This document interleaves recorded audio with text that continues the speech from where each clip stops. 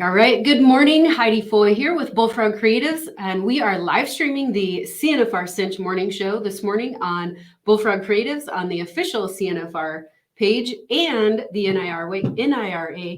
Every time I try to say that fast, it's like bleh, the NIRA Facebook page. Thank you guys for joining us. I'm not gonna lie. I saw you at the contestant at the armband ceremony, and I was like, "Hey, I know him." I mean, I don't know you, but everybody probably feels like they know you. So joining us today is Will Lemus. He is an NFR steer wrestler.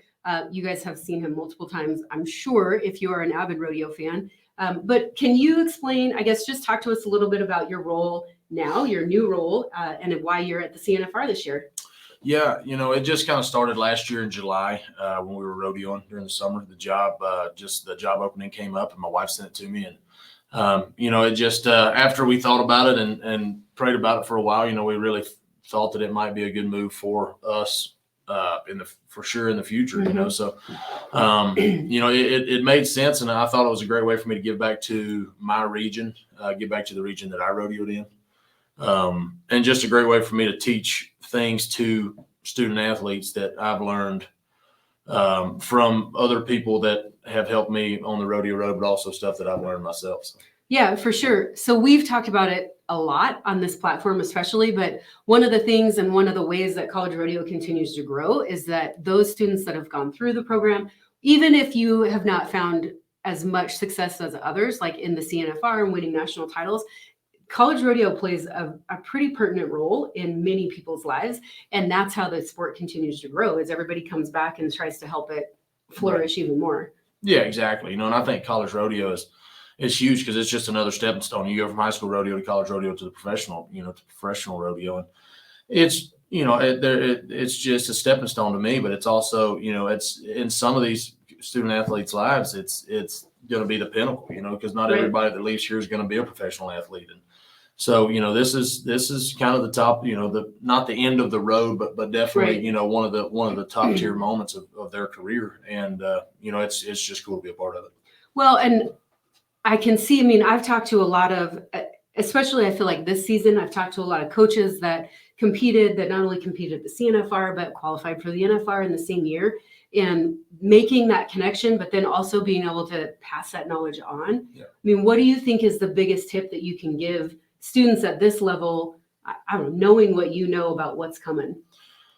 I think it's one of the things, and I've talked about it before, that I think is cool about the CNFR is that it's 3 and a short. And there's so many rodeos that you go to throughout the year, but also the high school finals are 2 and a short. And I think that stepping up to put one more head together, I think there's more of a professional aspect to that, because if you're not able to put 3 together and then 4 together, you're not going to have a chance to win a national title or even make the short round. And I think there's just a difference in the professionalism of having to put just one more head with it to be successful.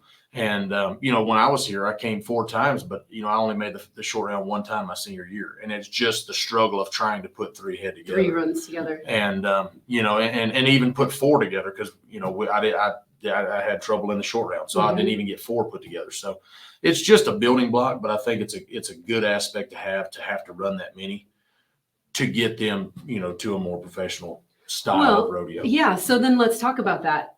You go from the high school level, where you mentioned it's 2 and a short, and then you come to the collegiate level and it's 3 and a short, and then you go to the PRCA and at the NFR, you got 10 rounds. Exactly.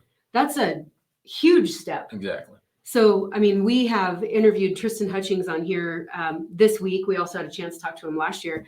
But also, he mentioned the same thing. It's a little bit different game here than at the NFR. How do you even, especially for those contestants that are doing both, which, as you guys know, we've talked about it a lot. The collegiate rodeo is different from other collegiate sports in that you can rodeo professionally at the same time that you're doing college rodeo. Exactly. So many of these guys already know these things, but maybe haven't kind of dialed it in to be competitive in both scenarios. Right. No, there's plenty of guys that are here. Cash Rob in the steer wrestling, Quade High and Kincaid Henry in the calf rope, and probably more. There's some boys from Missouri Valley riding bareback horses, Ty Pope, Yeah. There's so many, Hutchins, it's just, there's so many kids here that are rodeoing professionally and also here. And it's cool. There's still a transition, but it's cool to see them be successful in both, because a lot of those guys are in the top 15 right now. Yeah. And going into, our summer run. So it's cool to see that, that they're juggling it, I guess. Yeah. And being successful doing both. Well, and I think too, and maybe I wasn't paying attention, which is certainly possible, but I don't know that was as prevalent in the past. Like you either made the jump from high school to PRCA, or maybe you did a little bit of college and then you made the jump, but it didn't seem like that happened at the same time as much as it does now. Yeah, I think that they're making it where which school's very important to me. I went to school for quite a while, and I think that they're making it easier now where students can either take all their classes online and be able to rodeo, or they're able to take some online and maybe have to show up to campus a handful of days or something. But it's just they're making it to where they can do both easier than they used to. And, and I do think it's important for a student to have to show up to campus some and go to some classes, because I just think, that it just builds their professional integrity to have to be somewhere at a certain time and do what they're supposed to do. So, they've made it easier with the all online classes, but I also think that, maybe I just think it builds more character having to go to class at, for at least a couple of days. Yeah, for sure. I think there were some pros and cons that came out of 2020. Obviously, I mean, we've talked about it a handful of times before we even went on air, but that was one of the things that opened so many doors, obviously, for this platform and shows like this to find a different way to get information out.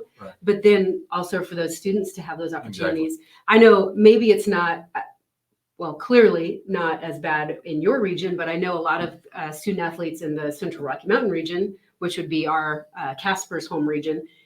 They are here in the fall for rodeos, and then they go. They go somewhere that they can continue to at least ride year round and not have to worry about the snow and the weather and all of that. And I mean, it kind of changes the competition a little bit also. Because, I know that we have seen some national champions from the Big Sky region, from the Central Rocky Mountain region. But I mean, truth be told, those regions that have nice weather year round, they're going to be a different level of competition. And so if those student athletes that are in the snowy regions can go somewhere in the winter and keep competing and keep their game sharp, then I think we're going to see some changes there. Yeah, for sure. Yeah. I mean, it's just, there's, if you're able to compete and practice and prepare year round, obviously you're going to be more prepared than the people that aren't able to. So. Yeah, for sure. So what are I guess now that you're coming back, when was the last time you were at the college finals? 2014 was my last year. 2014. So anything different? All the same, just as you remembered? I mean, there's some places, some restaurants and stuff that aren't here that are closed down, probably due to COVID. But pretty much, everything's pretty well the same. They still have the awesome softball tournament. They have, the rodeo seems like it pops off as well as it used to. That was cool, them adding the armband ceremony for the students. Because I think, like I said earlier, this is going to be the pinnacle of some of these kids' careers. And, it's cool that they're getting recognized like that, because used to when I came, you got your packet and your armband was in it and you went on about your way. And there really wasn't anything special about it. And, you made the college finals and, but it was just as special as you made it. But it was kind of cool to see them make an effort to make it special for the students that made it. Yeah, for sure. I think that's something that, they've talked about. They talked about it last year, trying to throw something together. And, it was Jim Dewey's first year as commissioner. So it was kind of settle in. So I was really happy to also see that.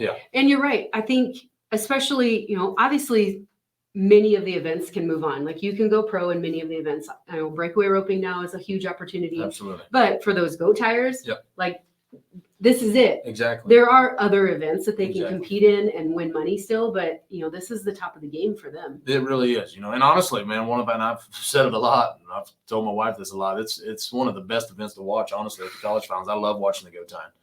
I hesitate to talk about the goat time. I know it's impressive. It's fiery. It seemed like 4 girls in a row last night when they tied their goats. They were second or third in the nation. I'm like, man, I wonder what 12th actually is. Yeah. So, it's kind of a bummer that it ends the way it does, but it's just that's the way it is. So you have to be the top 4 are under. They have 3 6s. Top 4. Yeah. And there's 2 5s in there, just in the top. I will also say the goat tying in itself has changed. I mean, I think the groundwork hasn't changed a lot. The ladies are tying fast. That's always been the case. But what's changed is they now ride bulldogging horses. Well, right. Yeah. So there's no slowing down. Right. Which kind of freaks me out. Well, yeah. There's a different aspect there. I mean, and it's just like, everything evolves. They used to a 14-second run at the national finals in the barrel race used to be a great run, and now a 14 doesn't even get close to placing anymore. You know, so there's just the evolution of the sport, and horses they're breeding horses for certain things, and it's just always going to get faster. It's just the name of the game. So it's pretty cool. I actually was here one year, I guess, when they broke the arena record in a go time. I want to say she was 5'7" or 5'6" or something. I think they broke it again last year or 2 years ago or something. So that's just, it comes to show you that it's just, we're just evolving. Get better and better. Yeah. Well, let's see.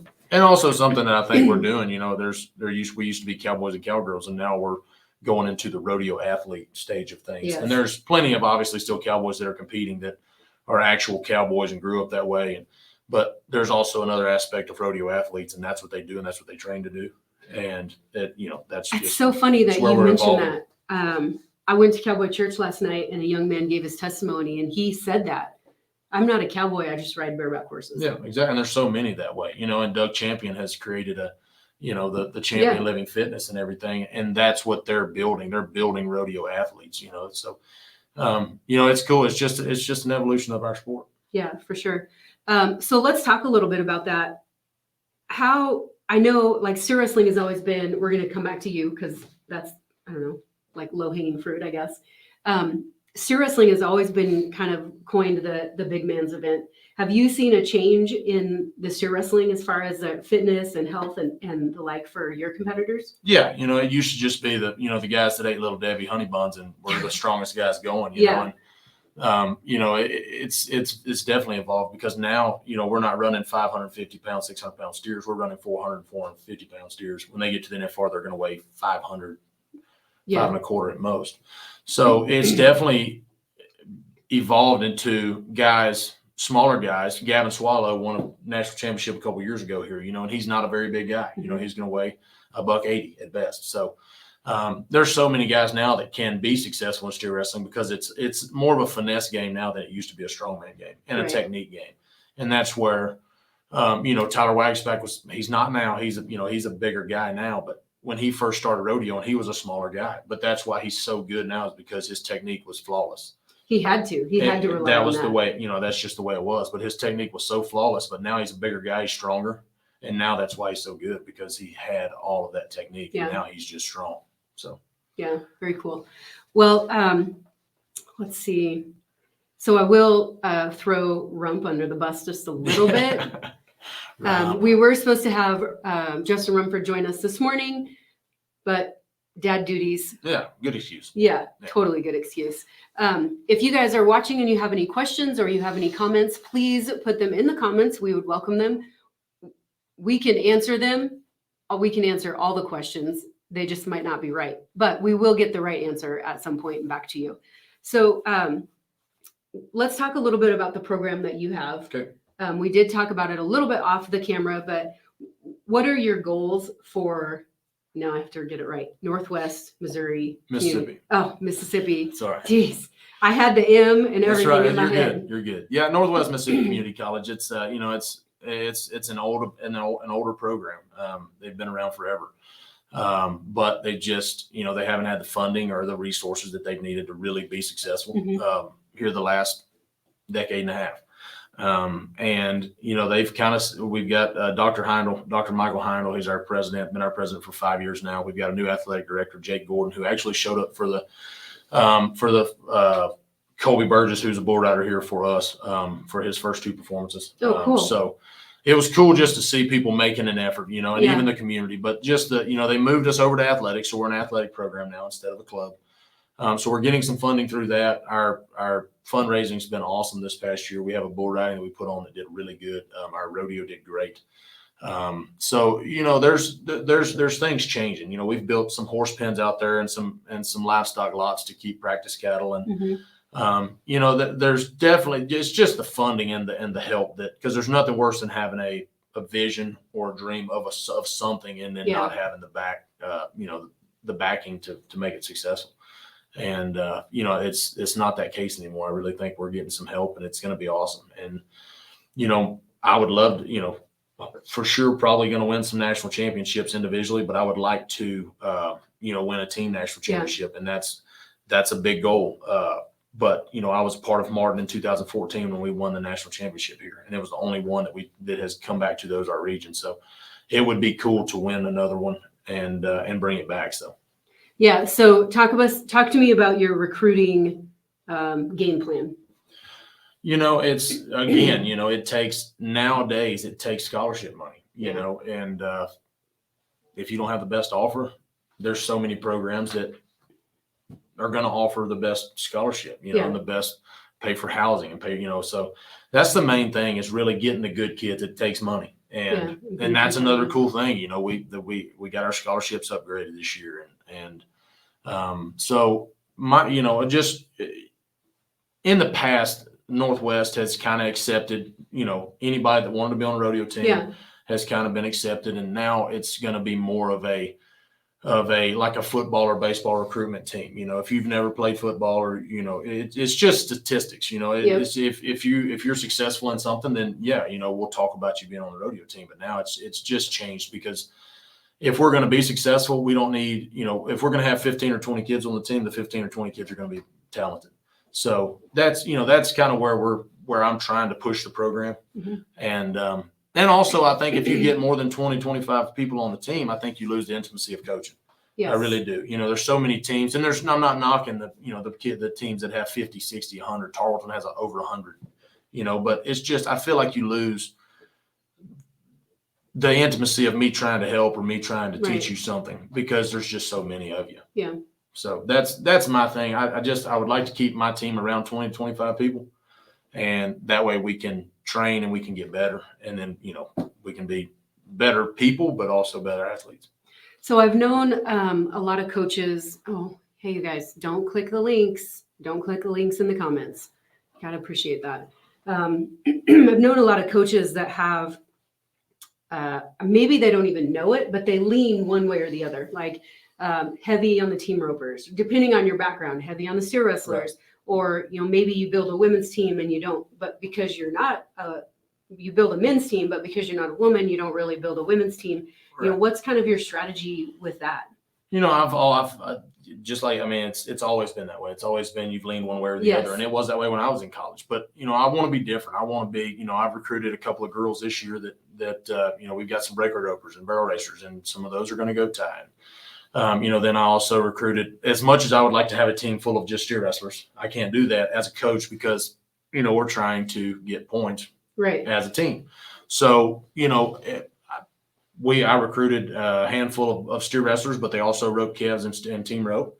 And then, you know, there's a couple of guys that are more consistent in the calf roping, but they also steer wrestle. So that's kind of my thing. I also, you know, I want to, when they compete, I want them to compete in multiple events, because as a team, we're trying to get points for the school. So as much as individual points for them to make the college finals themselves, you know, so there's just there's a dual aspect to that. But well, I mean, and you already talked about it, like scholarships are, you know, not in abundant shape. You know, you have a minimal amount of money that you can give to these kids, and you have to kind of divide it up accordingly. And if you've got one student athlete that does one event, you kind of have to weigh out the pros and cons of giving money to that person versus, you know, somebody that does 2, 3 or more even. Exactly. Yeah. And, you know, like I said, you know, we were able to up our scholarships this year, so that's going to help in recruiting definitely for next year as well. So I've actually set aside some for next year, because it's, you know, it's a building process. I've Yeah. got to build a 2-year program because we're a community college. So I couldn't spend all of my scholarship money this year because next year those same kids would be coming back and then I wouldn't have any for next Then you year. wouldn't So have any. there's a little bit of a strategic, I don't know if I'm even doing it right. But I'm trying to play it smart and do it right. But yeah, it's going good. Well, and almost at the 2-year, that's a little bit easier to kind of budget that because Right. typically you're only going to have them for 2 years. Right.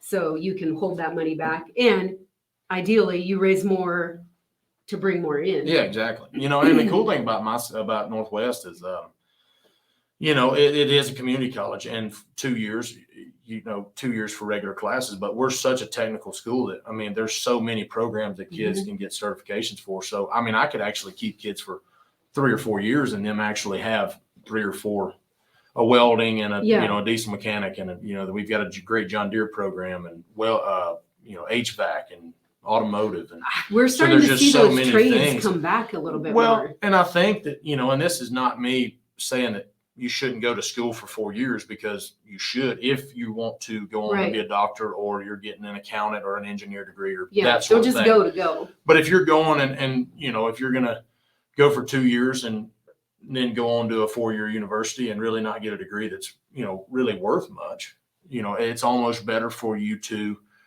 get a trade degree and and get a welding certificate and a lineman program certificate or, whatever that may be, whatever you're passionate about. But it's just something to where now, like if you do get that degree, when you get out, because not everybody when they leave college rodeo is going to be a professional rodeo guy. Yes. So, it's almost better to, when you get done, you can actually get a job and make a really good living, especially as a welder or any, HVAC or plumbing or any, there's so many things that you can make a great living doing now. Yeah, for sure. So you've mentioned a couple of times that you guys are a part of the athletics department at the school. Is there a big difference between the club sport and the athletics department? Is it just funding? Yeah, I think funding's a huge part of it. But also, I think that you get more support maybe, from the school with it being, with you being under the athletic director, you're in the meetings, you're in the athletic department meetings and with the other coaches and you create, relationships with them. And I just think you get more support that way. Funding obviously is a huge support, but also just the physical support of the rest of the school. Yeah. So, well, I had it and now it's gone. I was going to say, I've talked to a handful of students this week that almost feels like a little bit of a transition in kind of thought process in the professional cowboy, because you had student athletes that went to school to rodeo. Right. And I'm sure that there's still a handful of them that are out there. Like I think we're always going to have that. But it felt to me like in my interviews with some of the students that there were more student athletes that were planning on rodeoing, but they have it in their mind that I'm not going to rodeo forever. I've got to have this to fall back on. Right. And I don't really recall that being at the top of mind because those young kids often don't have a lot of long-term planning, but I think they're thinking of it more now, like you said. Right. But I also see a lot of cowboys that are going on both ends that are getting business degrees. Right. Well, and that's a huge. When do you create your LLC? Exactly. Yeah. So that's a huge aspect of it too. Just having the business mindset or the marketing. There's a lot of people majoring in marketing now because now anymore you're marketing yourself, you're selling yourself on Facebook, Instagram, whatever else for sponsors. And it's now you can. It's not unheard for somebody to get $50,000 to $100,000 in sponsorships as a professional athlete. So and in rodeo, which is huge. Yeah. It's cash. just 100%. Yeah. So I think the traditional partnership was product or tires or whatever that looked like. Right. So we're seeing that transition. And when you can get on a program like with CINCH, that's an apparel and a cash sponsorship. So, there's a million ways to go about doing it, but also having the business mindset or the marketing mindset to be able to sell yourself, to be able to get you some money, extra money to go down the road. Yeah. Is huge. Well, I think that's a good lead in. We're going to take just a quick 30-second commercial. And then when we get back, we'll talk about potential endorsements and then maybe some tips on how student athletes can get those endorsements. Yeah.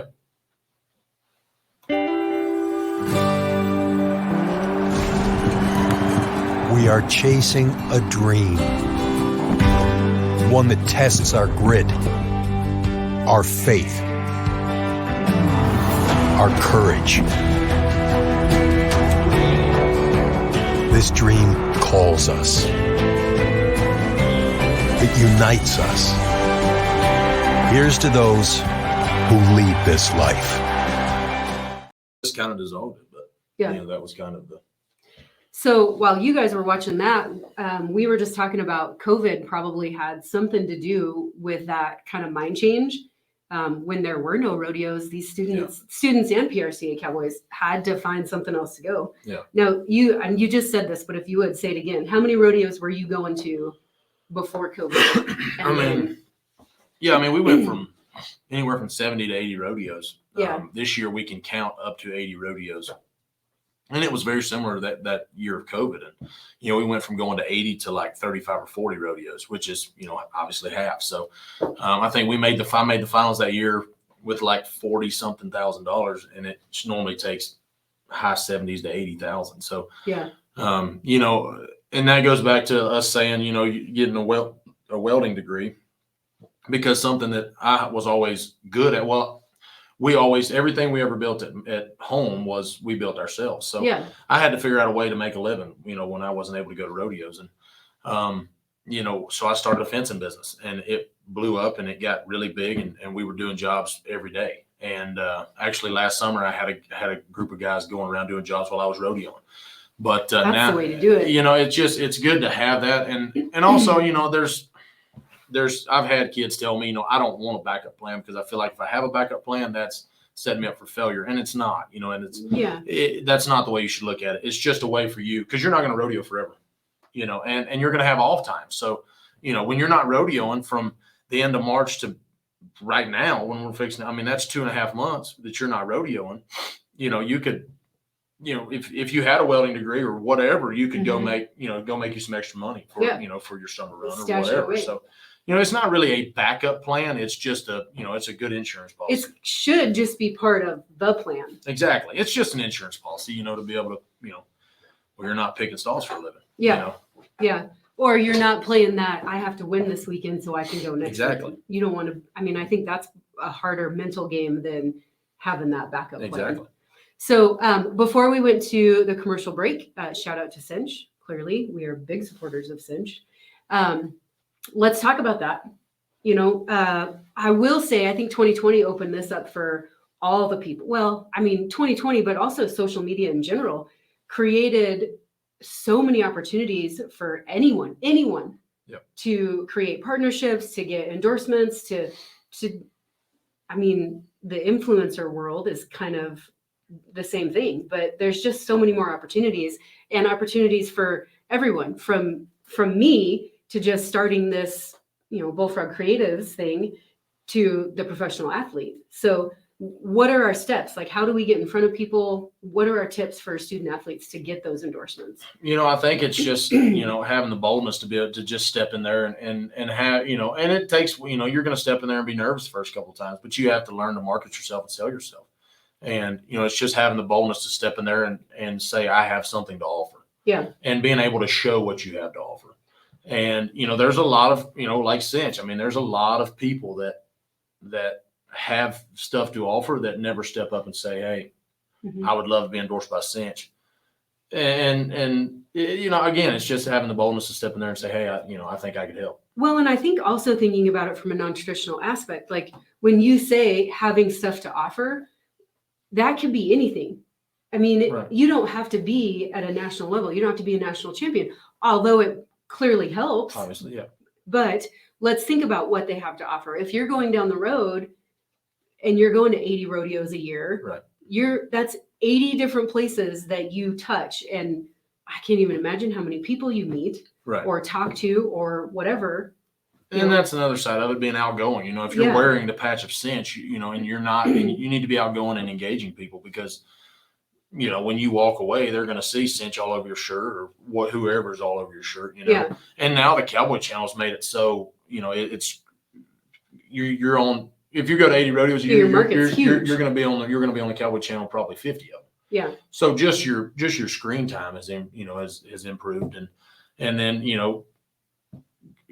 Lord willing, you win a performance or something and get to do an interview, and then you sit there with Amy Wilson or whoever else, and, you get another 30 seconds for 45 seconds of screen time, and people are paying thousands of dollars for 30 seconds of screen time. So, it's just, that's the way you kind of have to look at it. And it's just going out there and trying to get it. Yeah. So I guess, when you make a deal or a partnership or an endorsement with a company, do they have specific requirements that you have to fulfill through the year? Yeah, and everybody's kind of different, but most of them are, vaguely the same. It's, usually they get X number of posts per month or per week or whatever through Facebook and Instagram and that sort of thing. And then you're available for photo shoots or that sort of thing. Not necessarily you're available, but also if if it's going to cost you $1,000 to go do it, they don't, they're not, it's within reason. Yeah, within reason, so, and then at the NFR, you make the NFR, you sign at the booth, at the convention center or however that is, like 2 to 3 times per NFR. So, and then just be available for stuff like this, just be available for, this is a great CINCH opportunity for me to be able to promote CINCH and it's just being available for stuff like this.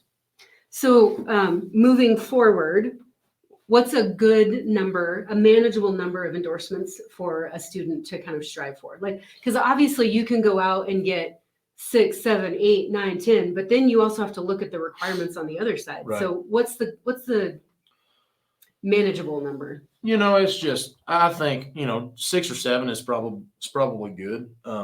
That's, I think I have up to like 9 right now. And then when the NFR rolls around, you have more because people trickle in and they'll give you X number of dollars just to wear them at the NFR. So, it just depends on what your time looks like. If you have the time to put the effort in to, promote your sponsors and that sort of thing, then, honestly, as many as you want. It's just really a personal preference, in my opinion. So when did this become a thing? I mean, when did endorsements really come on? Because so I just watched the Air movie on Amazon Prime, right, for Michael Jordan's shoe and all that, but like that was more normal for that type of professional athlete. Right. I feel like it's just kind of gaining more traction in our world. I think at a professional level, maybe rodeo cowboys have been kind of dipping into it for probably about maybe 15, 20 years. Yeah.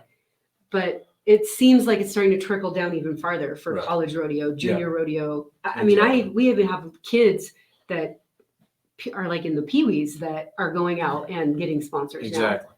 And it's, anything helps. This is a very expensive sport. So, I mean, even if you're getting an apparel sponsor as a junior high athlete or a high school athlete, and the apparel companies are doing really good at that. They're getting clothing out there and they're doing that sort of thing. So, I think that, in the early 2000s when my uncle was rodeoing and making the NFR, there were sponsorships through that. Like he was sponsored by Mossy Oak. So there were some endorsements going around. They weren't as big of a thing then, honestly, because I don't think there was as much airtime. Oh, so, well, yeah, that's true. You talk football or baseball or basketball or any of the other professional sports that were getting airtime that, rodeo really wasn't. You got to watch the NFR on, and an occasional rodeo, and an occasional rodeo. So there really wasn't a whole lot of money sponsorships. Obviously, people like Trevor Brazile and people like that were getting the money sponsorships just because they had so much fame and people knew them, so that people saw them. But just the regular guy that was making the NFR a handful of times, there really wasn't a need to put a lot of money into those kind of people because you weren't getting seen. Well, and I think also there really wasn't that year-round partnership. Right. It was, oh, you made the finals. All right. Exactly. Here we go. This is what we're going to do for this week. Right. And, I think, it all kind of definitely in the last 5 years, it all rolls back to what the Cowboy Channel has done. And just giving us an opportunity to, and you can look at the statistics of how many people see you every time you're on TV, and then that's a selling point for you to be able to promote yourself as sponsor. So I really think that, definitely in the last 10 years, sponsorships have become, a way bigger thing. And I think too, 20 years ago, the Cowboys were still the rough and rugged Cowboys, and now again, we're getting into the professional athlete side of things. So, I think that's an evolution that's made sponsorships more of a thing now. Well, and I think also there were the PBR really. Exactly. They created this atmosphere where not only do we celebrate the human athletes, but they celebrate the animal athletes too. Exactly. And I think when that happened, then it really allowed everybody, not just the bull riders, but like everybody the opportunity to build that profile for themselves. Yeah, and the PBR it's crazy what they've done as far as their athletes go and their animal athletes, but just the sponsorships. It's nothing for a guy in the PBR to sign a $50,000 deal, and it's just because every single event they have, it's a major event, and it's on TV. It's well publicized. It's well produced, and it's and that's the PRCA's behind the 8 ball on that. But we're getting there. We really are. But it's just they did it on a bigger scale and earlier than the PRCA did. Again, we're just the rough and rugged cowboys, but they were taking it more of the athlete side of things and promoting the sport. And people, and it's easier to promote bull riding because everybody wants to watch bull riding. Bull riding is just a different sport. That it's just an extreme sport. People like watching dirt bikes and you know what I mean? So the whole rodeo is not obviously as big as just bull riding alone, but we're getting there. Yeah, for sure. Well, and I think with that being said, PBR built kind of the bull riding fan. And we're not, I would say PRC is not super far behind. No. As we start to build that same kind of atmosphere, those bull riding fans will start to come over and kind of trickle in. Oh, hey, we liked this. Let's check this out too. And I think there's already a lot of them that are that way. Well, I mean, look at when JB Mooney was at the NFR. Exactly. I mean, that brought in a whole different fan base that hadn't even been to a full rodeo. Right. So that crossover is already happening. Hopefully we can, and then so bringing it back to college rodeo, I think as we start to develop those same things, like, the armband ceremony and putting more of a spotlight on the contestants and not just the outcome of the rodeo, then hopefully we can start to kind of trickle those fans back our way too. Exactly. Yeah. Well, I mean, I also would add that because there are so many NFR qualifiers and contestants that also are in the college ranks, then, that's going to make that job a little bit easier, I feel like.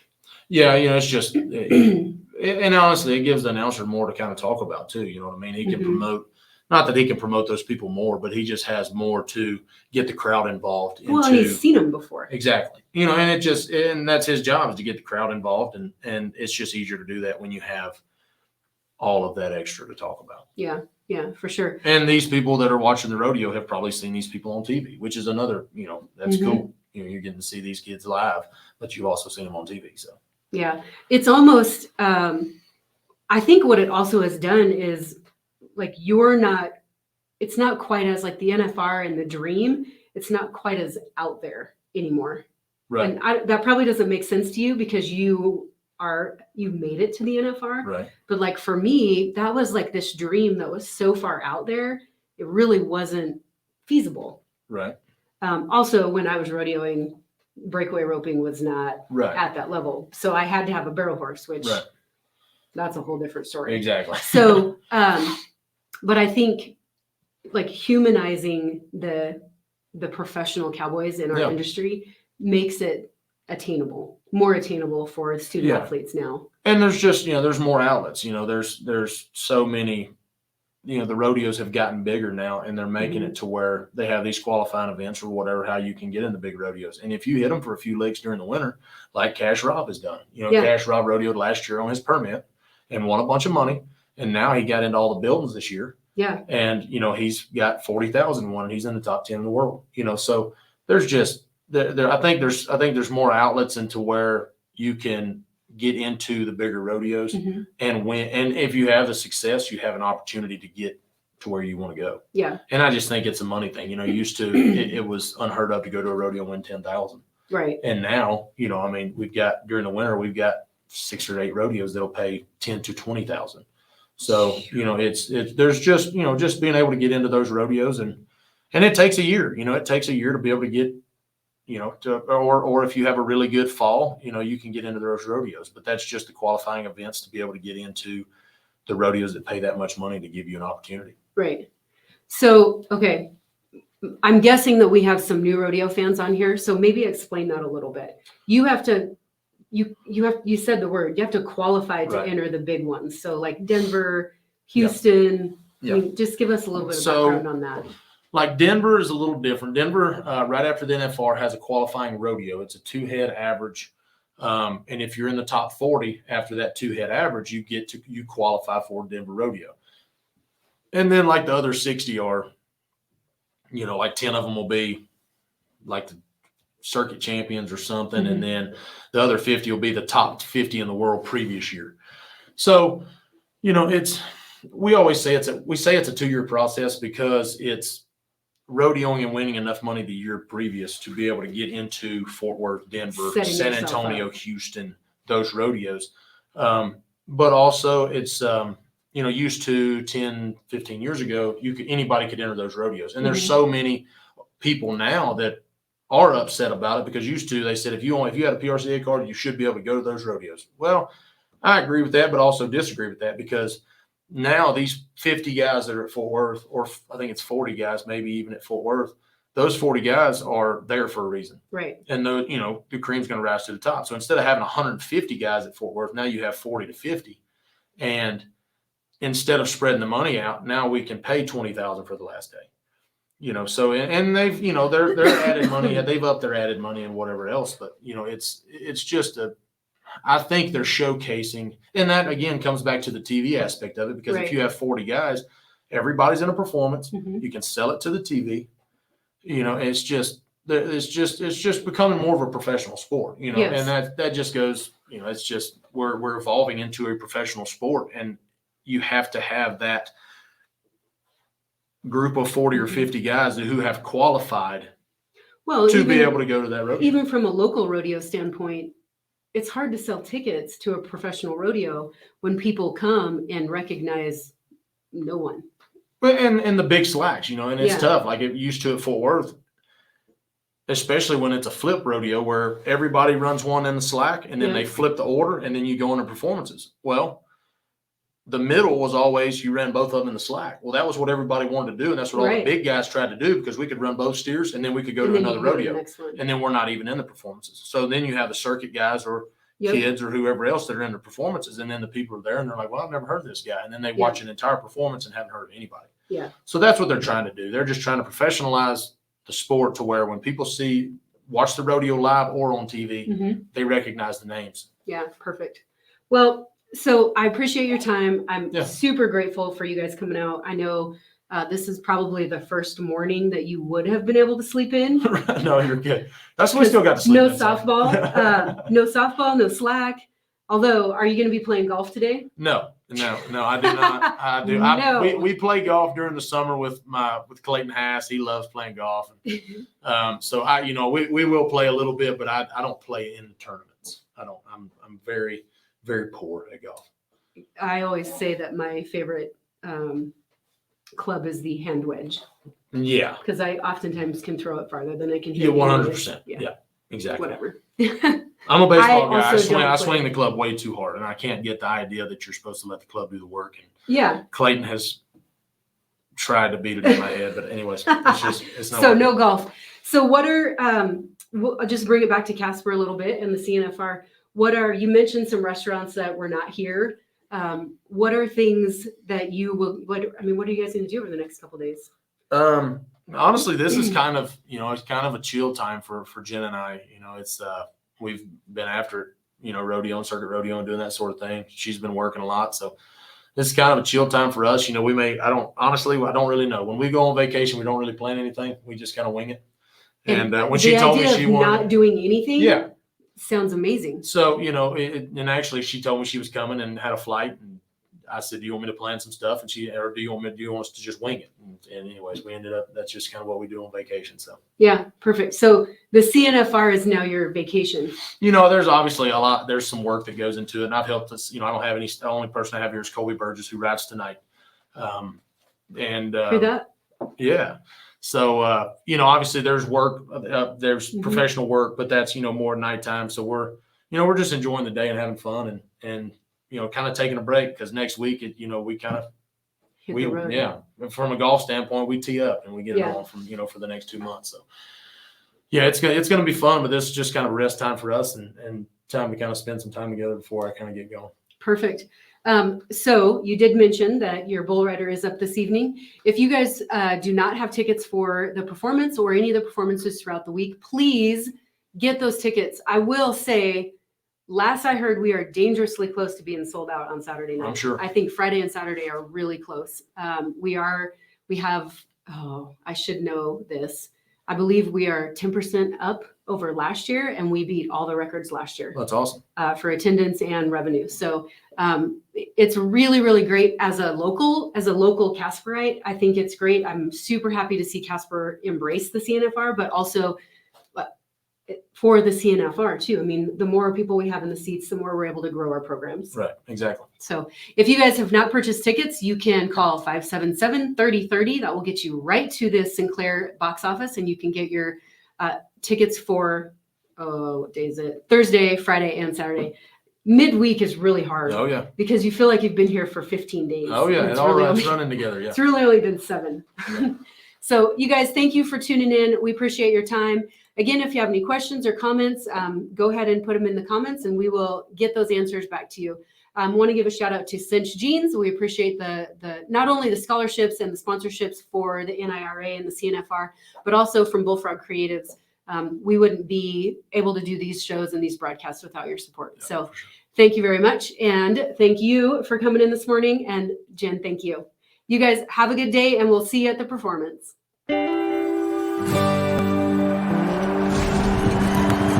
We are chasing a dream, one that tests our grit, our faith, our courage. This dream calls us. It unites us. Here's to those who lead this life.